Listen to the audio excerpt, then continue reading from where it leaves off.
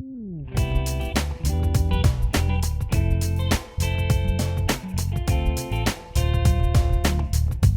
back with Bobby and JJ Radio. If you're just tuning in, we're meeting the leaders of some homegrown startups who are helping transform San Antonio into a technology and cybersecurity leader. Next is Alfred Mesquiti, founder and chief presentation specialist of Mesquiti? Okay. Am I getting better at my pronunciation? That's good enough. Okay, thank you. Good enough is all I can go for. He's the founder and chief presentation specialist of DeckSavvy. So Alfred is a San Antonio native who accidentally ended up living here as an adult as well, from what I gather. He's been to over 13 countries, including a very long stint in Japan. He collects, is it hashioki? Yeah, hashioki. Hashioki, which are chopstick rests? They are, yeah. I'm going to need to see a picture of your collection. Bobby has 6 right now, and how many do you have? Oh, I have at least 25. How do you display them? In a shadow box? I haven't displayed them well yet. They're just kind of thrown in a box What's right the now. But, what's the point of collecting hashioki if you put them in a box? I just started kind of collecting them, as I would find these really cool looking ones. What's cool is that Sarah collects chopsticks. So I do. Y'all need Together, we are a force to be reckoned with at Antique Roadshow.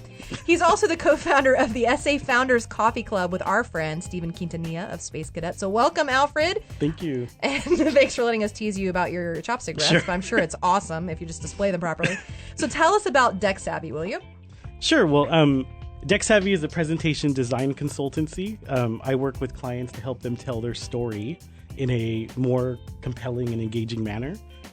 So on the startup side of things, a lot of that is helping develop their pitch decks.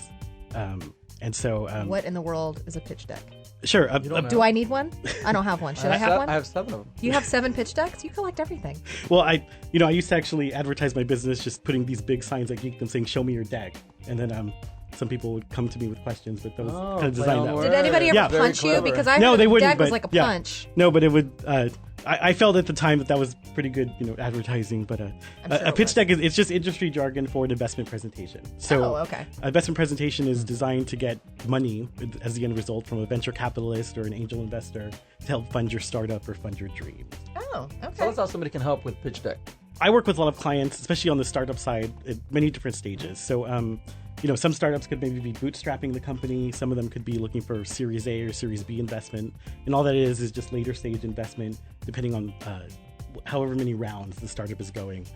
Sometimes they're maybe pivoting on the business model, meaning they're changing up the way they're doing the business, or maybe they're offering.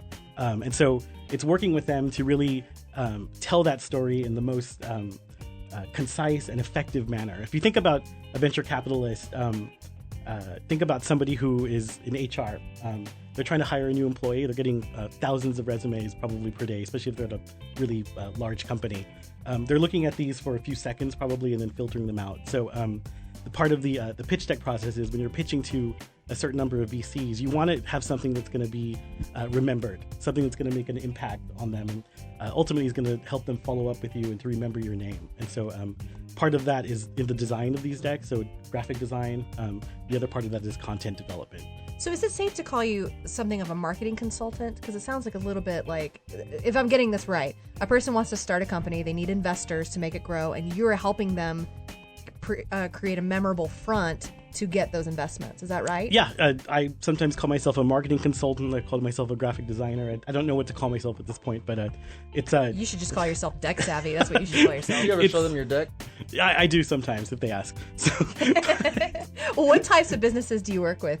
So I work with a lot of startups, but besides startups, I also work with a lot of corporations, small businesses. Also just individual speakers, say somebody who's giving, for example, like a TED Talk. Mm-hmm. If you need to make a presentation that's going to have a lot of visual impact, connect with your audience, and ultimately convert. Conversion is the end result of any good presentation. Right. You want somebody who's going to be either changing the way they think about an idea, changing an opinion they have, or ultimately to give you money if you're sourcing for investment. That's also conversion. So do you have any success stories you can share with us? So a lot of my startup clients are under NDA, so it's hard for me to really talk about too many of them. But I can actually... No one's listening. Well, except for that one guy, Jim. Hi, Jim. Well, you're listening. One that I guess I could share, that he's a good friend of mine and collaborator is, I know you've had Lorenzo on the Yes, show. Lorenzo Gomez, yeah. I've worked with Lorenzo at Geekdom and 80/20 to really help build a presentation about San Antonio. Oh, okay. And pitching kind of the city on the rise. And he gives this presentation everywhere, both locally and also nationwide. And he told me that he gave that presentation to Google Fiber, and that kind of helped them. Oh my gosh. I don't take credit for it. Lorenzo's a great speaker. You should. I would. Please. Actually, He owes you one of those. Lorenzo's chopstick amazing, and I breaths. owe him a lot of credit myself. But a fine beard. yes, yeah. I'm working on it too. But he's a good person to follow for the beard. That's funny. No, but so Google Fiber's coming. We're excited about that. That's and, great. Yes. I think that's a good huge. story to share. And it brings in jobs too. So really, It does. your Yeah. marketing helps not just startups, but for people who are going to need jobs later. And it's just really tremendous. It's like a domino effect, really.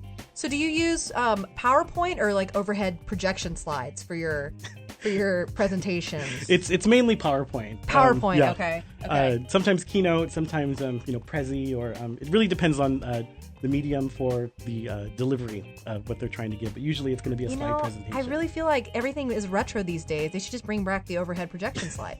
I mean, don't you think? Yeah, We with a little could. clicker. Yeah, with the no, with the ching ching ching ching. Oh, yeah, that whole thing. Anyway, sorry, Alfred. How can a startup company get in contact with you for help? Sure. Well, you can contact me on Twitter at DeckSavvy. Also, my website, DeckSavvy.com. Email is Alfred at DeckSavvy.com. It's got two V's. Two V's. DeckSavvy. Well, I'm just gonna put this in Lorenzo Gomez's ear. I think you owe this man a hashioki. All I right? think to add to his Good box. idea. Yeah. And somebody get this man a shadow box or something to display his On a shelf. hashiokis or a Yes. shelf. I don't know. Lighting. All right, we have to take a quick break from this very informative edition of Bobby and JJ Radio.